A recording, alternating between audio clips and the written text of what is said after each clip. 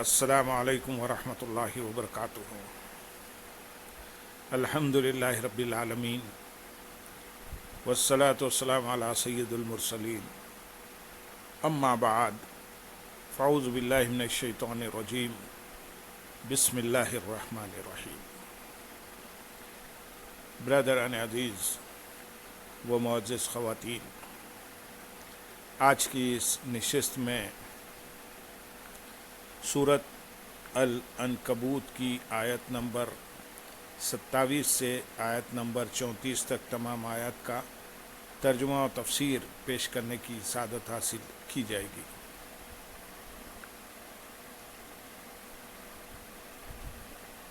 وَوَهَبْنَا لَهُ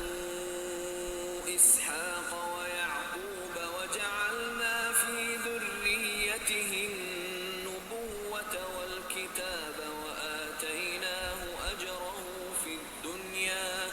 وَإِنَّهُ فِي الْآخِرَةِ لَمِنَ الصَّالِحِينَ۔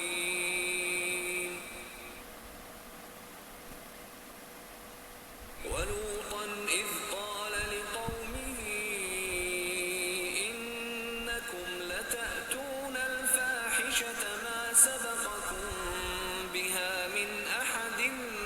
مِّنَ الْعَالَمِينَ۔ أَئِنَّكُمْ لَتَأْتُونَ الرِّجَالَ وَتَقْطَعُونَ السَّبِيلَ وَتَأْتُونَ فِي نَادِيكُمُ الْمُنكَرَ فَمَا كَانَ جَوَابَ قَوْمِهِ إِلَّا أَن قَالُوا ائْتِنَا بِعَذَابِ اللَّهِ إِن كُنتَ مِنَ الصَّادِقِينَ۔ قَالَ رَبِّ انصُرْنِي عَلَى الْقَوْمِ الْمُفْسِدِينَ۔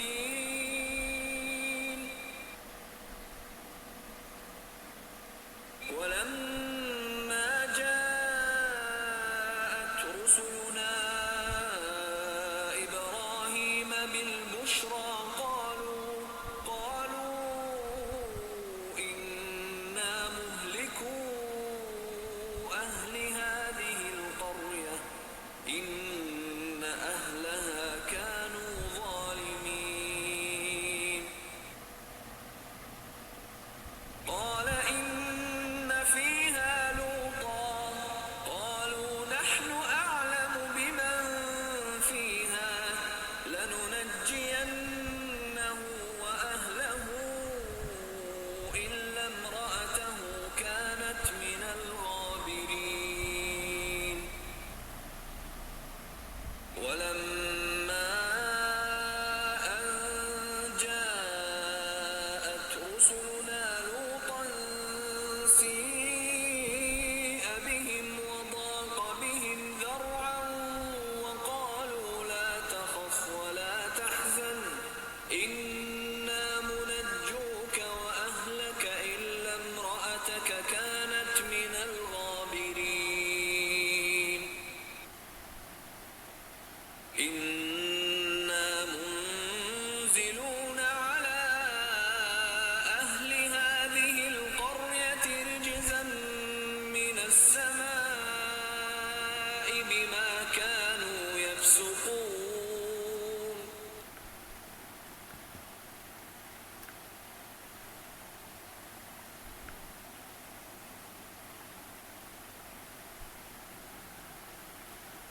اور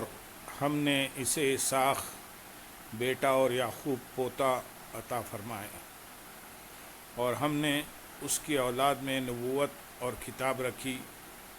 اور ہم نے دنیا میں اس کا ثواب اسے عطا فرمایا، اور بے شک وہ آخرت میں بھی ہمارے خاص قرب کے لائق بندوں میں ہوگا۔ یہاں سے اللہ تعالیٰ نے مزید وہ انعامات بیان فرمائے جو اس نے اپنے خلیل حضرت ابراہیم علیہ السلام کو عطا فرمائے۔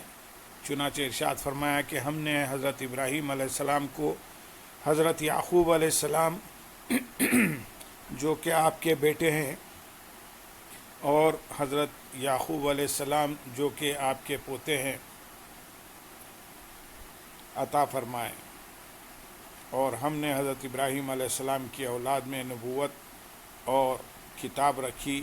کہ حضرت ابراہیم علیہ السلام کے بعد جتنے حضرات نبوت کے منصب پر فائز ہوئے سب آپ کی نسل سے ہوئے، اور کتاب سے توریت، انجیل، زبور اور قرآن مجید مراد ہے۔ مزید ارشاد فرمایا کہ ہم نے دنیا میں اس کا ثواب اسے عطا فرمایا کہ انہیں پاکیزہ اولاد عطا فرمائی، نبوت ان کی نسل میں رکھی، کتابیں ان انبیاء اکرام علیہ السلام کو عطا کی جو ان کی اولاد میں ہیں، اور ان کو مخلوق میں محبوب اور مقبول کیا کہ تمام ملتوں اور دینوں والے ان سے محبت رکھتے ہیں اور ان کی طرف نسبت کو فخر جانتے ہیں، اور ان کے لیے دنیا کے اختتام تک درود پڑھا جانا مقرر کر دیا۔ یہ تو وہ ہیں جو دنیا میں عطا فرمایا، اور بے شک وہ آخرت میں بھی ہمارے خاص قرب کے لائق بندوں میں ہوں گے جن کے درجے بہت بلند ہوں گے۔ آیت نمبر 28، 29 اور 30 میں ارشاد ہے، اور لوط کو یاد کرو جب اس نے اپنی قوم سے فرمایا تم بے شک بے حیائی کا وہ کام کرتے ہو جو تم سے پہلے دنیا بھر میں کسی نے نہ کیا، کیا تم مردوں سے بدفعلی کرتے ہو اور راستہ کاٹتے ہو اور اپنی مجلسوں میں برے کام کو آتے ہو؟ تو اس کی قوم کا کوئی جواب نہ تھا مگر یہ کہا اگر تم سچے ہو تو ہم پر اللہ کا عذاب لے آؤ۔ لوط نے عرض کی اے میرے رب ان فسادی لوگوں کے مقابلے میں میری مدد فرما۔ اس آیت اور اس کے بعد والی آیت کا خلاصہ یہ ہے کہ اے حبیب صلی اللہ علیہ وسلم آپ حضرت لوط علیہ السلام کو یاد کریں جب انہوں نے اپنی قوم کو ملامت کرتے ہوئے فرمایا بے شک تم بے حیائی کا وہ کام کرتے ہو جو تم سے پہلے دنیا بھر میں کسی نے نہ کیا، کیا تم مردوں سے بدفعلی کرتے ہو اور راہ گیروں کو قتل کر کے اور ان کے مال لوٹ کر لوگوں کا راستہ کاٹتے ہو اور اپنی مجلسوں میں برے کام اور بری باتیں کرنے کو آتے ہو۔ یہ بھی کہا گیا ہے کہ وہ لوگ مسافروں کے ساتھ بدفعلی کرتے تھے حتیٰ کہ لوگوں نے اس طرف گزرنا موقوف کر دیا تھا۔ حضرت لوط علیہ السلام کی قوم کے لوگ بدفعلی کے علاوہ ایسے ذلیل افعال اور حرکات کے عادی تھے جو عقلی اور عرفی دونوں طرح سے خبیث اور ممنوع تھے، جیسے گالی دینا، فحش بکنا، تالی اور سیٹی بجانا، ایک دوسرے کو کنکریاں مارنا، راستہ چلنے والوں پر کنکری وغیرہ پھینکنا، شراب پینا، مذاق اڑانا، گندی باتیں کرنا اور ایک دوسرے پر تھوکنا وغیرہ۔ حضرت لوط علیہ السلام نے اس پر انہیں ملامت کی تو ان کی قوم نے مذاق اڑانے کے طور پر یہ کہا اگر تم اس بات میں سچے ہو کہ یہ افعال خبیث ہیں اور ایسا کرنے والے پر عذاب نازل ہوگا تو ہم پر اللہ تعالیٰ کا عذاب لے آؤ۔ جب لوط علیہ السلام کو اس قوم کے راہ راست پر آنے کی کچھ امید نہ رہی تو آپ نے اللہ تعالیٰ کی بارگاہ میں عرض کی اے میرے رب عز و جل عذاب نازل ہونے کے بارے میں میری بات پوری کر کے ان فسادی لوگوں کے مقابلے میں میری مدد فرما۔ اللہ تعالیٰ نے آپ کی دعا قبول فرما لی۔ آیت نمبر 31 اور 32 میں ارشاد ہے، اور جب ہمارے فرشتے ابراہیم کے پاس خوشخبری لے کر آئے تو انہوں نے کہا ہم ضرور اس شہر والوں کو ہلاک کرنے والے ہیں، بے شک اس شہر والے ظالم ہیں۔ فرمایا اس میں تو لوط بھی ہے۔ فرشتوں نے کہا ہمیں خوب معلوم ہے جو کوئی اس میں ہے ضرور ہم اسے اور اس کے گھر والوں کو نجات دیں گے سوائے اس کی بیوی کے کہ وہ پیچھے رہ جانے والوں میں سے ہے۔ اس آیت اور اس کے بعد والی آیت کا خلاصہ یہ ہے کہ جب حضرت ابراہیم علیہ السلام کے پاس حضرت اسحاق اور حضرت یعقوب علیہ السلام کی خوشخبری لے کر آئے تو انہوں نے کہا ہم ضرور حضرت لوط علیہ السلام کے اس شہر والوں کو ہلاک کرنے والے ہیں، بے شک اس شہر والے کفر اور طرح طرح کے گناہ کر کے اپنی جانوں پر ظلم کرنے والے ہیں۔ حضرت ابراہیم علیہ السلام نے ان سے فرمایا اس میں تو حضرت لوط علیہ السلام بھی موجود ہیں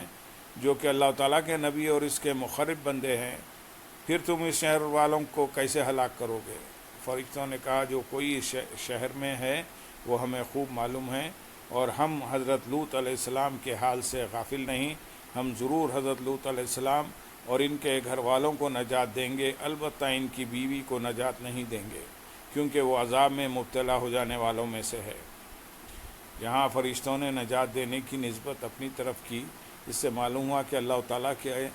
بعض کام اس کے خاص بندوں کی طرف منسوب کیے جا سکتے ہیں، کیونکہ نجات دینا در حقیقت اللہ تعالیٰ کا کام ہے،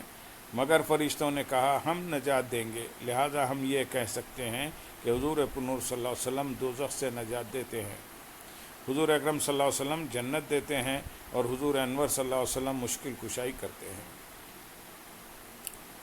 آیت نمبر 33 اور 34 میں ارشاد ہے، اور جب ہمارے فرشتے لوط کے پاس آئے تو انہیں فرشتوں کا آنا برا لگا اور ان کے سبب دل تنگ ہوا، اور فرشتوں نے کہا آپ نہ ڈریں اور نہ غمگین ہوں، بے شک ہم آپ کو اور آپ کے گھر والوں کو بچانے والے ہیں، سوائے آپ کی بیوی کے کہ پیچھے رہ جانے والوں میں سے ہے، بے شک ہم اس شہر والوں پر آسمان سے عذاب اتارنے والے ہیں کیونکہ یہ نافرمانی کرتے تھے۔ اس آیت اور اس کے بعد والی آیت کا خلاصہ یہ ہے کہ جب حضرت ابراہیم علیہ السلام سے ملاقات کرنے کے بعد اللہ تعالیٰ کے فرشتے خوبصورت مہمانوں کی شکل میں حضرت لوط علیہ السلام کے پاس آئے تو انہیں قوم کے افعال و حرکات اور ان کی نالائقی کا خیال کر کے فرشتوں کا آنا برا لگا، اور ان کی حفاظت کی کوئی تدبیر نہ کر سکنے کے سبب غمزدہ ہوئے۔ اس وقت فرشتوں نے ظاہر کیا کہ وہ اللہ تعالیٰ کے بھیجے ہوئے ہیں، اور انہوں نے حضرت لوط علیہ السلام کو تسلی دیتے ہوئے کہا آپ قوم سے نہ ڈریں اور نہ ہمارے بارے میں یہ سوچ کر غمگین ہوں کہ ہم قوم کے لوگ ہمارے ساتھ کوئی بے ادبی یا گستاخی کریں گے، ہم فرشتے ہیں اور ہم ان لوگوں کو ہلاک کر دیں گے، اور بے شک ہم آپ کو اور آپ کے گھر والوں کو نازل ہونے والے عذاب سے بچانے والے ہیں، البتہ آپ کی بیوی کو نہیں بچائیں گے کیونکہ وہ بھی عذاب میں مبتلا ہونے والوں میں سے ہے، اور اسے بھی بقیہ لوگوں کے ساتھ عذاب دیا جائے گا۔ بے شک ہم اس شہر والوں پر آسمان سے عذاب اتارنے والے ہیں کیونکہ یہ اللہ تعالیٰ کی نافرمانی کرتے تھے اور اسی پر قائم تھے۔ چنانچہ حضرت لوط علیہ السلام اور ان کے اہل خانہ میں سے ان پر ایمان لانے والوں اور دیگر مومنوں کو بچا لیا گیا، اور باقی لوگوں کو انتہائی دردناک عذاب سے ہلاک کر دیا گیا۔ اس آیت سے 3 باتیں معلوم ہوئیں۔ ایک، مہمان کی حفاظت اور توقیر میزبان کی ذمہ داری ہوتی ہے۔ دوسری، کبھی نبی علیہ السلام فرشتے کو بھی پہچانتے، البتہ کبھی نبی علیہ السلام فرشتے کو نہیں بھی پہچانتے، البتہ یاد رہے کہ جب وحی نازل ہونے کے وقت فرشتہ حاضر ہوتا ہے تو اس وقت نبی علیہ السلام فرشتے کو ضرور پہچانتے ہیں، اگر اس وقت بھی نہ پہچانے تو وہی قطعی نہ رہے گی۔ نمبر 3، اللہ تعالیٰ کے مخرب بندے اللہ تعالیٰ کی عطا سے بندوں کو آنے والی مصیبتوں سے بچانے کی قدرت رکھتے ہیں اور بچاتے بھی ہیں۔ اللہم صلی علی سیدنا محمد وعلی آل سیدنا محمد وبارک وسلم، وآخر دعوانا ان الحمدللہ رب العالمین۔